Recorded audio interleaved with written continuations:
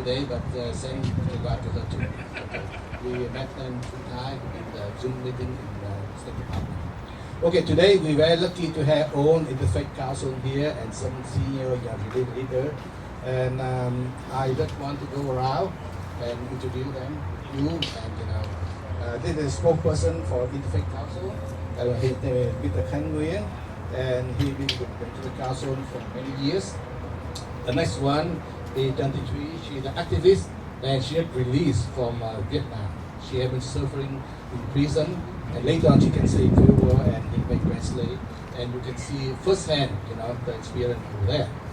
The next one is Professor Nguyen Giau from Hoa Kỳ, Buddhist in Vietnam, and he is the General Secretary of the Interfaith Council and former president.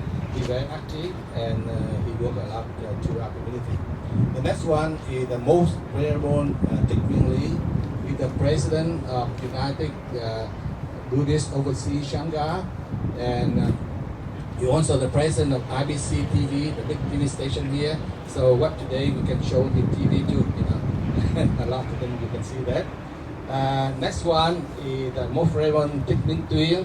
He is also the president of the Congregation of Vietnamese Buddhism Sangha Overseas, and he also my advisor in United Council of Vietnamese Homeland Overseas. The next one is Mr. Havo Bang. He from Cao Dai religion. The Cao Dai religion, it looks like interfaith religion too. They respect everything. The next one is the Pastor Minh from Protestant. We had two photographers here go with me. It's Raymond Arkenton, the former AP photographer who worked in Vietnam, and now he still work with me here. And the next one is Trun, the cameraman. Oh, I forgot to tell about it. Okay, my name is Nguyen MD. I came here in 75, so we a long time. And currently, I'm the president of United Council of Vietnamese Homeland and Overseas, and also the past president of Federation of Vietnamese American Community in USA. So it's our honor and pleasure to be here today. So I don't know how you want to start proceed, Ambassador.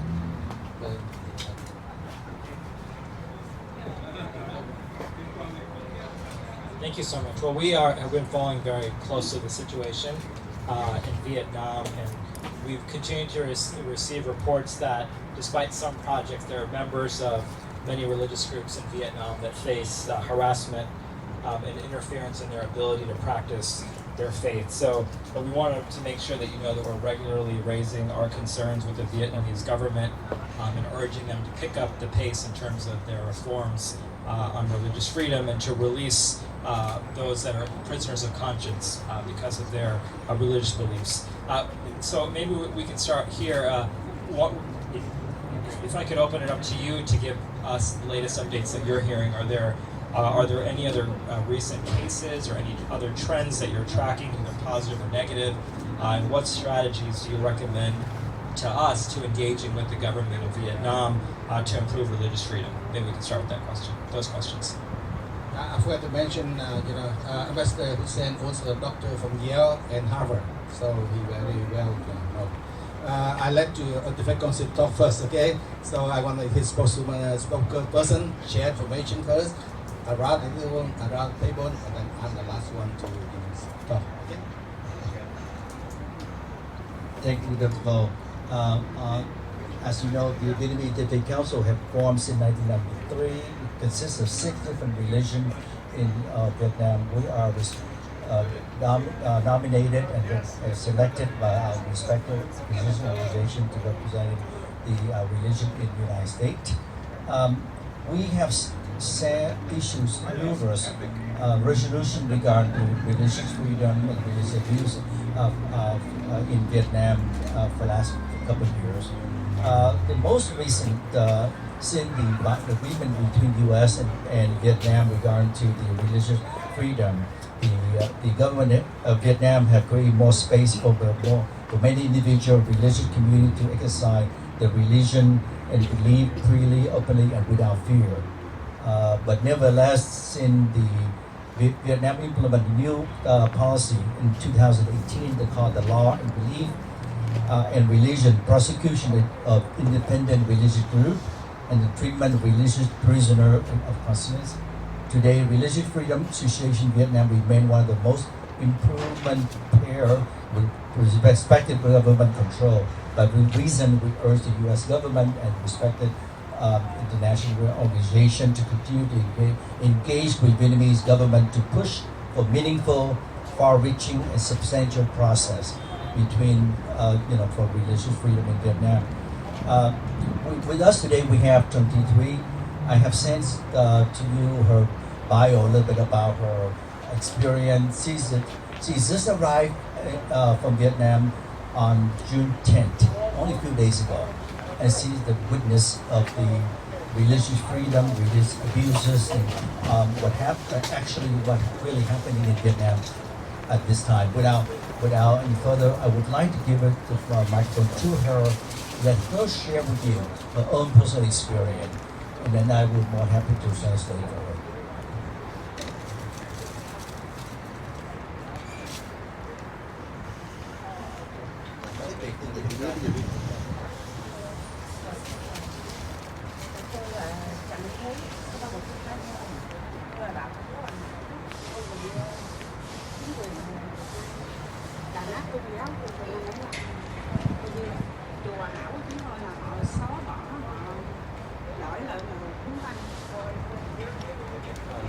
My name is Thuy. I'm born in 1971, 1971. I've been abused by Vietnamese government since 1975. I belong to the Hoa Buddhist religion organization, and our temple have been confiscated by Vietnamese government, and we've been numerously abused by the Vietnamese government.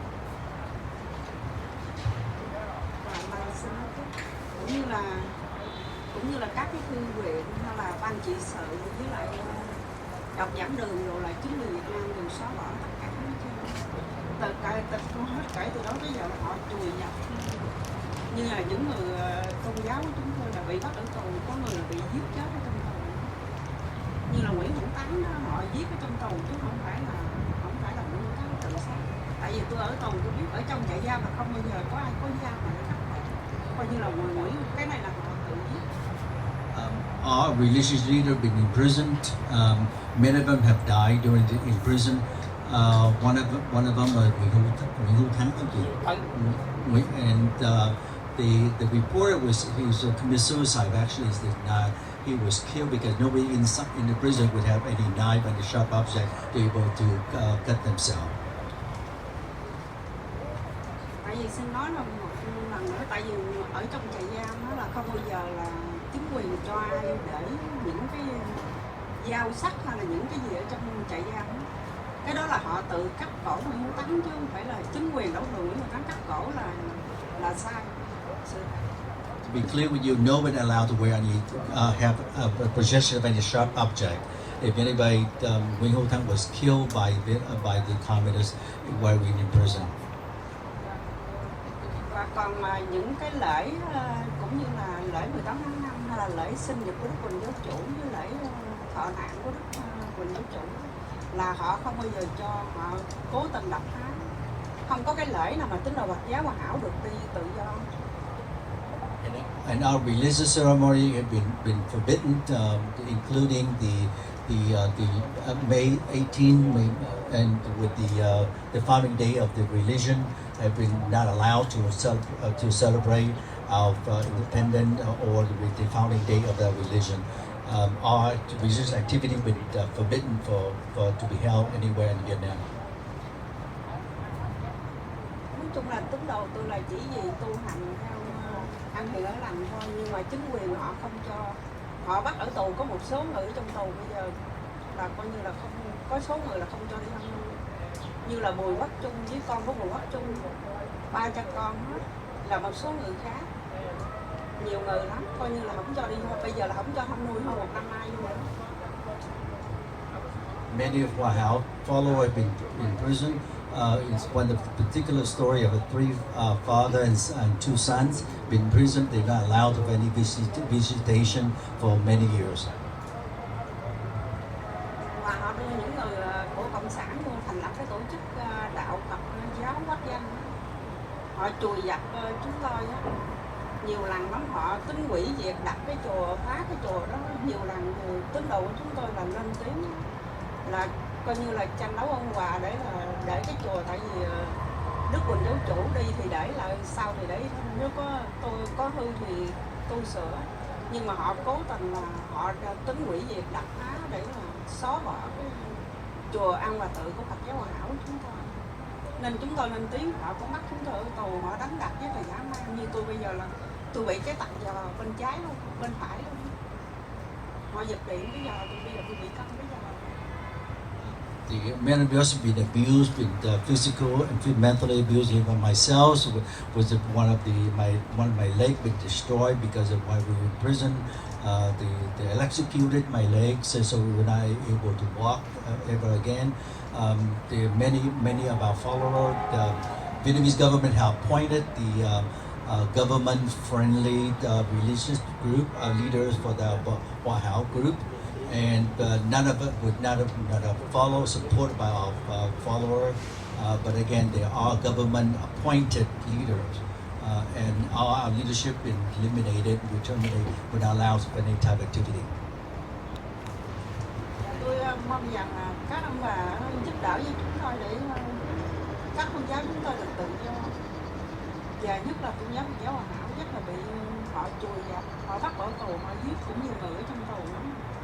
Cho nên là rất mong sự giúp đỡ.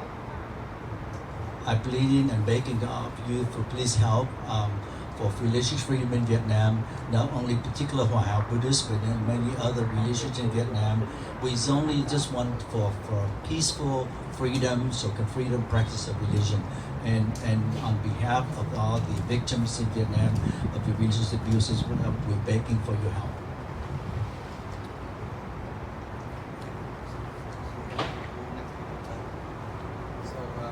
This Interfaith Council, who else want to talk?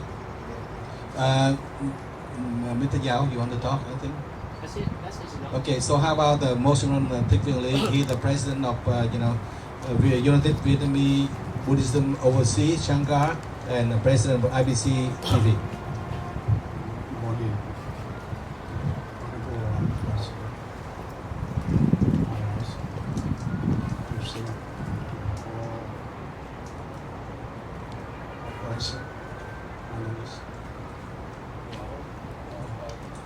As you know, the situation of human rights in Vietnam is very gloomy. Right now, Vietnam is violating human rights law and is stripping the citizen of rights of life, liberty, and pursuit of happiness. There are over 90 million people in Vietnam who are deprived of basic human rights. The Unified Buddhist Church and the Unified Buddhist Sangha is banned by the state. The Buddhists are being held in prison and under house arrest for peacefully advocating for human rights and right for religious freedom. The Vietnamese women have harassed both Venerable Thich and destroyed Liên Trì Temple in Thủ Thiêm, and have brought land to destroy Angkor Temple in Da Nang.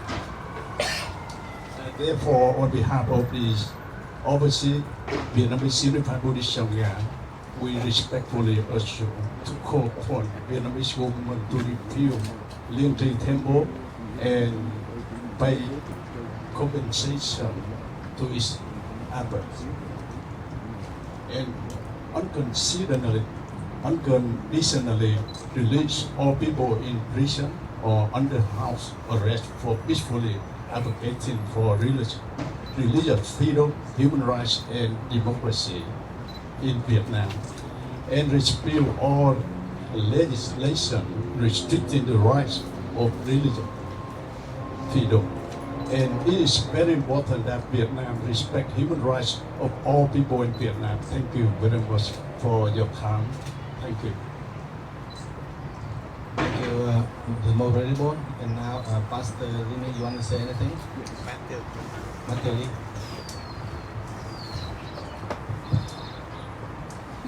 Yes, I'm Matthew Lee. I'm a Vietnamese Christian I'm here on behalf of the Vietnamese Christian in Vietnam, especially with the people group in the mountain. They are believed, but they are severe persecuted by the Vietnamese communists. So on behalf of them, I would like to ask the ambassador of Religion to do on their best to talk to the Vietnamese government to respect the freedom of religion, not only the people in the south or in the city, but all the people in the Vietnam. So that's I would like to ask the ambassador and the Department of State to do their best. Whenever they put the religion first, with any negotiation with the economy or whatever. So please do that. Thank you.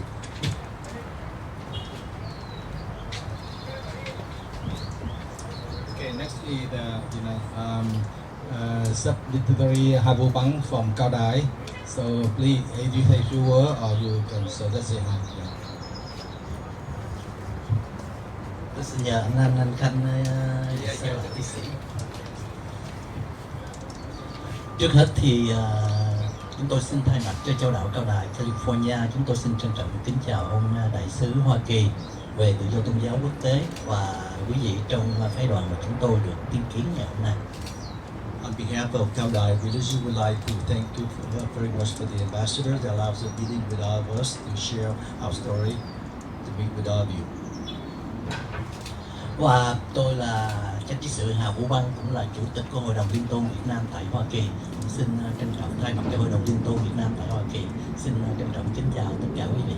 I am a chief of the Cao Đài Religions and also the current chairman of Vietnamese Civic Culture in America.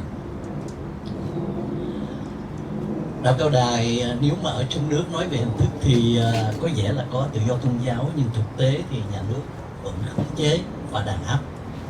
The Cao Đài religion activity in Vietnam seem that they have religious freedom, but actually the matter of fact is not really.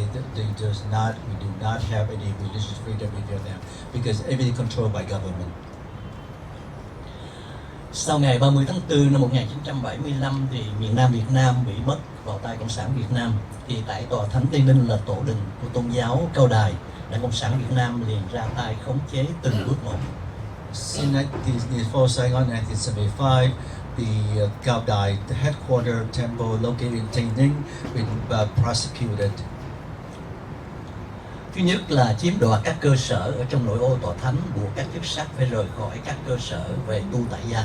First, we confiscated our assets and headquarter facility and sent all the religious leader home. Và tiếp theo là chiếm đoạt các cơ sở, ra tay khống chế, tạo áp lực các chức sắc để có được đạo luận số 01 và là giải thể hội thánh vào năm 1979. In 1979, they confiscated all the property belonged to the Cao Đài group and sent all the religious leaders, priests, and clergy home to do at home. Và đồng thời thành lập một hội đồng gọi là Hội đồng Trưởng quản, thay quyền cho hội thánh để điều hành mối đạo theo đường lối của đảng và làm sai lệch chân truyền và luật pháp của đạo Cao Đài. They formed the new council, leadership council of Cao Đài, appointed all by Vietnamese government to oversee the activity control of the Cao Đài religion. Kế đến Mặt trận Tổ quốc của tỉnh Tây Ninh dựng lên bản án Cao Đài để cáo buộc đạo Cao Đài là một tôn giáo phản cách mạng, phản dân tộc, đồng thời ngụy tạo những dữ kiện để bôi lọ quý chức sắc tiền khai của nền đại đạo, trong đó có Đức Hộ Pháp và Công tắc. And then the Vietnamese government have formed, they accused the Cao Đài religion as the anti-government, anti-interest of Vietnam, and take strong prosecution against our Cao Đài group. Và đồng thời ra chỉ thị số 34 của Ban Bí thư Trung ương Đảng Cộng sản Việt Nam và kế hoạch số 1 của tỉnh ủy Tây Ninh ban hành ngày 27 tháng 5 1996 nhằm mục tiêu để tiêu diệt đạo Cao Đài. Give out the order in third number 34 since 1979 to give a strict order for all the Cao Đài religion. Và dùng hiến chương 1997 do Hội đồng Trưởng quản lập ra theo chỉ đạo của nhà nước. Hiến chương này trên cơ sở pháp lý chỉ có đời mà không có đạo, vì đạo đã mất chủ quyền, hội thánh thì bị giải thể nên tín đồ Cao Đài phản đối rất là mãnh liệt. They formed in 1977 regulation that they disregard religious activity of Cao Đài group only for civil activity only. Kế tiếp, cái hiến chương năm 2008 bổ sung cho hiến chương 2007 do Hội đồng Trưởng quản soạn thảo được chính phủ Hà Nội nhìn nhận và ban hành ngày 5 tháng 9 2008. Hiến chương này biến Hội đồng Trưởng quản thành hội thánh. Hội thánh nắm trọn cả hai quyền hành pháp, lập pháp và tư pháp, không đúng với pháp chánh truyền của Hội thánh Đại đạo Tam truyền Phổ độ. Năm 2008. In 2008, they come out with a new constitution that control total all branches of the Cao Đài religion and total control and leadership of Cao Đài religion in Vietnam. Khi đứng trước tình trạng nhà cầm quyền Cộng sản Việt Nam càng ngày càng dùng những thủ đoạn thâm độc để biến nền thánh giáo của Cao Đài trở thành là Phàm giáo, những người tín đồ Cao Đài chân chánh kết hợp lại thành một khối gọi là khối nhân sanh, cương quyết để mà tranh đấu với mọi âm mưu đen tối nói trên. Against all the religion belief about Cao Đài religious, from the religious belief to the civil belief and civil practice, we have formed our own group to protest against the abuses of the religious from the government of Cao Đài religion. Đại diện của khối nhân sanh này đã từng gửi thơ để kiến nghị đến Thủ tướng Chính phủ, Ban Tôn giáo Chính phủ, Bộ Công an, Ban Dân vận Trung ương và Mặt trận Tổ quốc, hoặc cử phái đoàn đại diện khối nhân sanh đến tận nơi để trình bày những lỗi lầm. The new group, formed group called the Human Rights Group, have brought the attention to the Vietnamese government as well. They have went to meet with various Vietnamese government officials to voice our concern. Về việc hành đạo của Hội đồng Trưởng quản và những áp bức của công an hoặc công an biến dạng đối với những tín đồ quyết tâm bảo vệ chân truyền của đạo với những phương thức ôn hòa và tôn trọng pháp luật nhà nước. They using undercover police officer and into civil clothing to prosecute and abuse our follower. Đặc biệt, các cơ quan nội ô ở trong tòa thánh Tây Ninh như các thánh thất ở nhiều tỉnh hay còn bị chiếm dụng, nhất là đại lộ Chánh Môn là con đường chánh để vào tòa thánh Tây Ninh đã phân lô cho đảng viên cất nhà ở. Especially after they took control of our facility and the property in Vietnam, our main road to our temple had been taken by Vietnamese government and giving out to all the Vietnamese government officials so they can build their own houses on our main road to our temple. Sau đây là những nguyện vọng của những người tín đồ Cao Đài. Beloved is our wishes about from Cao Đài group. Là được phục quyền hội thánh theo tân luật pháp chánh truyền.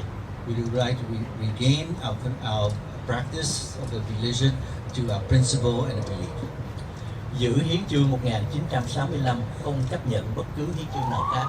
We regain in Constitution 1965 would not be willing to accept any other constitution formed by Vietnamese government. Đòi hỏi nhà cầm quyền Cộng sản Việt Nam thực thi quyền tự do tôn giáo theo đúng tinh thần của bản tuyên ngôn quốc tế nhân quyền. We ask the Vietnamese government to obey and observe the freedom of religion to the international belief. Trả lại tất cả những tài sản của đạo Cao Đài đã bị chiếm đoạt, trước nhất là đại lộ Chánh Môn. Return all property assets belong to the Cao Đài religion, especially the main road to our temple. Tất cả những sự việc mà chúng tôi đã trình bày được trước như sau thì xin quý ngài quan tâm và giúp đỡ cho chúng tôi sớm đạt được những nguyện vọng chính đáng của những người tín đồ Cao Đài. We respectfully request for your fighting for our interests and also to voice for our concern to Vietnamese government. Chúng tôi xin chân thành cảm ơn quý ngài và nguyện cầu ơn trên Đức Chí Tôn Phật Mẫu và các đấng thiêng liêng ủng hộ cho quý ngài có được đầy đủ sức khỏe, tinh thần sáng suốt để phục vụ nhân sanh trong tình thương yêu và công chính. We appreciate your attention, your concern, and wish you of your God to give you all the blessings and you're able to fight with human rights, religious freedom over the world. Xin trân trọng kính chào và cảm ơn. So thank you. So we had two more persons to talk. First, I want to invite the Reverend and then So, yeah. So the most Reverend Tịch Minh Tuyên, you guys say anything? Còn mấy phút. You can say a few minutes, 15 phút. So next to him, and then I will talk. Anh dịch dùm Yeah, nha. yeah, yeah. Kính thưa ngài đại sứ và tất cả quý phái đoàn. Dear ambassadors and their delegation.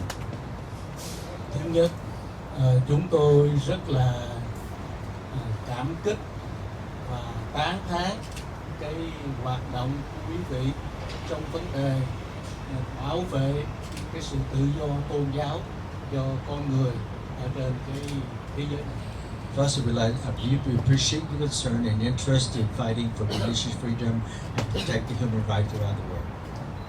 Thứ hai, tôi xin ngắn gọn để trình bày một cái hình ảnh tổng quát nhưng mà tập trung về cái tình hình của người dân Việt Nam đang sống ở trong đất nước Việt Nam. I would like to address and summarize the activity with actual the life of Vietnamese in Vietnam. Cái điều quan trọng là 97 triệu người dân Việt Nam dưới sự cai trị của chính quyền cộng sản đó là hoàn toàn mất cái quyền làm người. The most important, the 97 million Vietnamese living in Vietnam totally lost the right of being human.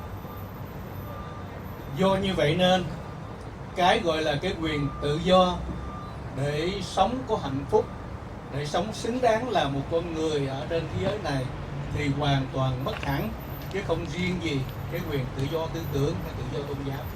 For that, the basic right of freedom and for any basic human right have totally lost. Not just the only religion. Thưa quý vị, cái hình ảnh mà nước Việt Nam hiện giờ bày ra như là có một sự trù phú, có một sự tự do đi lại, có một sự gọi là sinh hoạt tôn giáo ồn ào. Tất cả những điều đó chẳng qua chỉ là hình thức bên ngoài mà thôi, chứ thực sự không phải như vậy. You see now the economic development, all the show, the high rise, and the economic in Vietnam, all this for show only for the show outside show, but not actually truly the life of Vietnamese.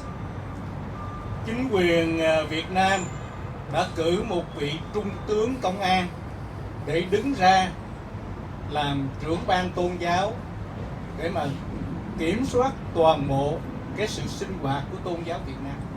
The Vietnamese government appoint a two-star general in charge of the military police as the religious leader in charge of religious activity in Vietnam. They're actually mainly to monitoring and control the religious activity in Vietnam. Thưa, từ cái cơ cấu tổ chức cho đến việc bổ nhiệm nhân sự, cho việc quản lý cái giáo sản, những cái cơ sở để hành đạo và truyền đạo, rồi cho đến những cái bài giảng, những cái giáo lý cũng đều đặt cái sự khống chế, kiểm soát và hướng dẫn một cách triệt để của nhà nước. They control everything from the leadership, from access, property, even homily and the religious belief of each religion in Vietnam. Control every tiny little, even in appointing of the clergy of each religion. Thưa, tôi xin tóm kết lại chỗ này. Quyền tự do tôn giáo là một cái quyền cực kỳ thiêng liêng. Nếu mất cái quyền đó, con người không thể là một con người có hạnh phúc được. Thêm với cái quyền tự do tư tưởng, tự do đi lại, tự do sinh sống, vân vân, đều là những quyền căn bản của con người. Nên ước mong đó quý ngài và chính phủ Hoa Kỳ cũng như là các quốc gia tự do dân chủ trên thế giới xin ủng hộ cho cái quyền thiêng liêng căn bản của người. Trân trọng, kính cảm ơn tất cả những quý vị. The religious belief is a very basic belief and spiritual belief in our every humankind, including we believe freedom in the thinking, the speech, and human right. All the basic of human right of all the people around the world. Respecting, ask you to keep fighting for our right of our belief, so everybody would have a peace and harmony throughout the world. Thank you. And so now we have one more before I talk. It's Professor Nguyễn Giau from Hoa Buddhism. Chúng tôi xin trân trọng kính chào ông đại sứ cũng như tất cả quý vị trong phái đoàn.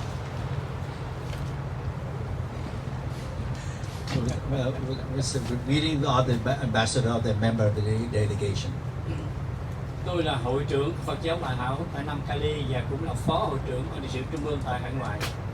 I'm the chairman of the Hoa Hảo Buddhist Organization in California, as well as the vice chairman of the International Hoa Hảo Buddhist in overseas. Chúng tôi xin thêm một vài điểm để cho tất cả quý vị ngài thấy cái âm mưu rất là thâm độc của cộng sản. I would like to point out the very basic planning of the Vietnamese government that tried to prosecute the religion. Đặc biệt là đối với tín đồ cái đạo Phật giáo Hòa Hảo. Especially the Hoa Hảo Buddhists. Phật giáo Hòa Hảo được Đức Huỳnh Giáo Chủ khai sáng tại làng Hòa Hảo, quận Tân Châu, tỉnh Châu Đốc. Hoa Hảo religion formed by Huỳnh Giáo Chủ, found in Châu Đốc, in Vietnam, in Mekong Delta. Với giáo lý Phật giáo và được khai sinh tại làng Hòa Hảo cho nên gọi là đạo Phật giáo Hòa Hảo. Because the religious principle we found in the Hoa Hảo village, so we somewhat called Hoa Hảo. Sau năm 1975, đầu tiên Cộng sản xóa tên làng Hòa Hảo, đổi lại một tên khác để muốn không còn cái gốc tích của đạo Phật giáo Hòa Hảo trong tương lai. The very first thing after the 1985 Vietnamese government had eliminated the name Hoa Hảo village, they changed different names so we eliminate the totally our religion. Để sau này tất cả những người nào muốn tìm hiểu Phật giáo Hòa Hảo thì tìm cái địa danh Hòa Hảo không còn trên cái bản đồ Việt Nam. So if anybody would like to know a little bit more about Hoa Hảo religion, where they're from, the history of Hoa Hảo, they were not able to find it because the name of the principal found location had been eliminated. Sau khi chiếm miền Nam thì tất cả các cơ sở của tôn giáo Phật giáo Hòa Hảo và nhân sự đều bị tịch thu và đều bị vào tù. After 1985, all the leaders, clergy have been imprisoned, our property assets have been confiscated, and or have been taken away. Tức là họ muốn tiêu diệt tất cả những người nào còn biết giáo lý của Phật giáo Hòa Hảo là bị ở tù và cho tới chết. The purpose is to eliminate and to destroy the Hoa Hảo religion and imprison all the Hoa Hảo followers, so we totally wipe out Hoa Hảo off the map. Và đặc biệt là giáo lý Phật giáo Hòa Hảo từ một cái cassette hay là tất cả những cuốn sách dạy đạo đều bị cấm đoán không được lưu hành. All material regard to Hoa Hảo religion, including audio, printed material, all been destroyed. Chỉ cần cầm một cái cassette nói về giáo lý là bị tù ngay. Just holding a one cassette with the other cassette about the religion, the Hoa Hảo religion, you will be put in prison. Sau đó 15-20 năm sau, họ thấy rằng không tiêu diệt được, cho nên họ đã cho những cán bộ đảng viên của họ hình thành một tổ chức của cộng sản dưới cái hình thức của đạo. After 15 to 20 years trying to destroy Hoa Hảo Buddhists, they could not unsuccessfully do so they formed a new quasi-government appointed Hoa Hảo religious leader to control Hoa Hảo. Và giáo lý của Phật giáo Hòa Hảo đã bị cắt xén, bỏ bớt và họ có thay đổi một vài điều trong đó. Nếu điều đó họ thấy đem lại cái sự không hay cho họ. They have changed the theory, the principle, the Bible, or Hoa Hảo group for their own interest. To mainly anything in that the documentation regarding Hoa Hảo group have against their interest, they were eliminated and destroyed. Như là cô Thuy vừa trình bày, tất cả các lễ đạo đều không được một cách công khai tổ chức. Just like Ms. Thuy just indicated to you, put to you, all religious activity and ceremony have been eliminated and not allowed to openly organize. Những địa phương nào mà tổ chức thì họ sẽ tìm cách ngăn cản và sau đó những người tham dự đều bị bắt ở tù. If any area have organized any type of religious activity, there will be stopped and prevent from happening, or any organizer of the event will be put in prison. Cụ thể như là đồng đạo Thuy là bị họ đưa vô, họ hành hạ, họ tra tấn. Bây giờ họ phải bị thương thật, cái chân bây giờ bị hư, đi không được bình thường. Even Mr. Thuy, because we try to maintain believe have been imprisoned, torture and damage her leg permanently. Đó là những cái điều mà rất là ở bên ngoài chúng ta không có thấy những cái thâm hiểm đó, mà chỉ họ cho những cái bộ phận của đảng cộng sản của họ, những tổ chức của đảng họ lập ra để mà khoe với thế giới rằng họ có tự do tôn giáo. You don't see everything, all this hidden. You not see any facts. You only just see, but only what we're giving you is the facts and truly what happened in Vietnam. Tôi xin thay mặt cho 9 triệu tín đồ Phật giáo Hòa Hảo từ hải ngoại cho tới trong nước, kính nhờ ông đại sứ cũng như là tất cả quý vị giúp đỡ cho dân tộc Việt Nam nói chung và đặc biệt với Phật giáo Hòa Hảo cho chúng tôi được tự do hành đạo. On behalf of 9 million follow Hoa Hảo Buddhist group, we're begging you, asking you to please help us and forgive religious freedom, not only throughout the world, as well as in Vietnam, so all religion can have practice freely. Xin cảm ơn đại sứ cũng như tất cả phái đoàn đã dành thời giờ để tiếp chúng tôi, để chúng tôi nói lên đây là sự thật. Chúng tôi là những người tu hành, không vu khống, không nói thêm, đó là sự thật. Well, thank you so much for your time and the opportunity to meet with you, to express our concern, and to share our story with you. We are the clergy with everything. We tell you from the fact, the through, and not a single word action. Kính chúc quý ngài luôn bình an. Thank you. Best wishes to all of you. Okay, thank you very much for all of you share the information. As you know, I'm Dr. Vo. I'm the president of Youth Council of Vietnam Overseas Homeland. What is our position? We consist of Interfaith Council in Vietnam. Reverend Thich, Reverend Thich, Subordinate Thuy, Mục sư Pastor Nguyen Hoa, and then Phật giáo Hòa Hảo Lê Văn Sóc. So we include Interfaith Council in Vietnam, and the president of Vietnamese community in USA, in Canada, in Germany, and all the big organization all over the world, Vietnamese. So we represent Vietnamese inside and outside. With all Interfaith Council share information, I think it's a lot already. So maybe I don't need to. I did emphasize a few more. And every year we meet with State Department in October before you go to Vietnam. We came to the state and I go and meet Kathy, Doug, and Serena. Sometimes we do Zoom for the last few years because COVID. So we had the report of Interfaith Council in Vietnam to send to you every year. And every month I met with them to share information. And if emergency, we meet with them, like, if they had some problem within the prisoner with our council, we talk and we lobby the state. We go to United Nations. We even send letter to the White House to get them released. So that's why, she came here in May 10, not June 10, and like Pastor Trình came here. So they had a big picture of, oppression in Vietnam already, so I don't need to mention more. But we had a few things that they sent me yesterday, a few days ago, to share with you. Like the Subordinate Thuy, he was invited to attend the summit in Washington D.C.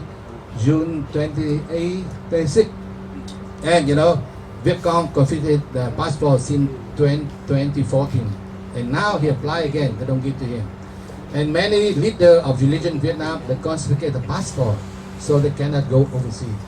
So I don't know if we can do anything for Mr. Subordinate Thuy or not. And like you know, the Vietcong own the school, own the property of all religion, not only Catholic, Hoa Hảo, Cao Đai. They take out everything. They even take the temple. And now they installed a new system belong to them. They still have a priest, they still have Buddhism, everything, but they belong to communists. So that's why when I told the delegation in America, come to Vietnam, you go to Interfaith Council and talk to them. Don't go to the temple or the church belong to communists, because they do the same, but actually all the monk and all the priests, they are communist high ranking. They may be the officer. So please go to our people, Interfaith Council. So after we talk today, what we want you to do, you see, let me summarize. So the first one, we lobby to put back Vietnam to CPC. By that way, we can monitor them, okay? And we should have U.S. mission to monitor activity in Vietnam, in religion, in freedom, in human rights, and correlate with the trade to America, if we can do it, you know. I know Vietnam is a trade partner to America, very important now, but we in life, money is not everything. We have the idealism, we have to have the religion and freedom. So monitor that, and the trade increase or decrease belong to that. Now we have the proposal for for House Resolution 3001. So we hope Human Rights Act, you know, can be passed. I know it's very hard now because with America, when it gets closer to Vietnam, it's very hard to get the Human Rights Act 3001. By Christmas, you know, and we've been lobbying that. We knock on the congressman, we knock on the senator, we get a lot of signature already. Okay, and now how we can get the pressure to Vietnam to release all the prisoner of conscience, and a lot of prisoner of religion like Nguyễn Bắc Truyền, Nguyễn Trung Tôn, a lot, and you know, a lot of press like Phạm Đoan Trang, Phạm Chí Dũng. How can we get them out? And you know, we fight a lot. Sometimes they get one out, they put three in. You see, it's not communist. So how we can do that? The ambassador, I know you work around the world. I saw you everywhere, Middle East, you know, Europe, and now Vietnam. Okay, Vietnam is a challenge for you. Okay, if you succeed in all the place, you have to succeed in Vietnam too. Okay, and we pray for you and all the team to succeed, and hopefully, you know, someday I will invite you to go with me to Vietnam in my private plane for freedom and democracy and celebrate together. Kathy, Doug, go with me too. Okay, and now Nida, you can go too. Okay, and all of us, I pay for that. Okay. Okay. By the way, on behalf of my heart and all the people here today, thank you very much for you come out, reach out. You reach out and you touch our heart. Because you know you don't have to come here to listen to us. Because you get all report from the U.S., CIF, State Department, Freedom House, anything. You have everything ready. But you come here because you want to talk to us face by face. So we appreciate that. And again, on behalf of thank you. And please give the big hand to Master Doug and Kathy and Nida. Thank you so much. It really means a lot to me that you came here to tell us the stories that are causing so much difficulty for the people in Vietnam and sharing their experiences. You know, I know it's a difficult thing to be over here and trying to do everything that we can to help the people in your country. But one of the most effective things that you can do being here is to make sure that you're pushing us as your government representatives. I think the first meeting I had in this job was to talk with the ambassador, or outgoing person who's going to be our ambassador to Vietnam. It was so it's been on my priority list since I came into this position. We'll continue. Your ideas are excellent. I really appreciate it. We've got good notes here on release, doing everything we can to help for the release of prisoners of conscience, and your suggestions on the CPC designation as well. We just put out a report, so I urge you to take a look at the report that we released last Thursday, and we're continuing to go through all the data and the information from the report and from meetings like this, as then we make the determinations about you know, the best way forward.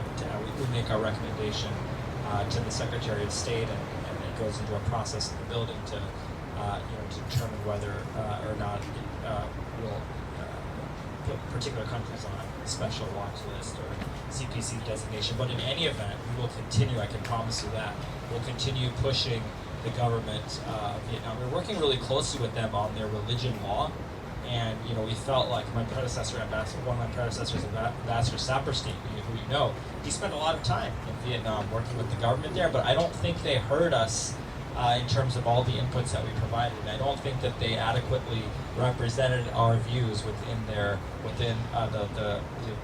law that they came up with. So we're going to have to continue to push them on it. We have seen some positive, as you alluded to, including the release of some individuals, but accompanying that has been the detention of other people as well, and the use of the religion law under the vague justification of national security. And so we're going to continue to push them on that and to make sure that we do everything that we can to provide inputs on how that law should be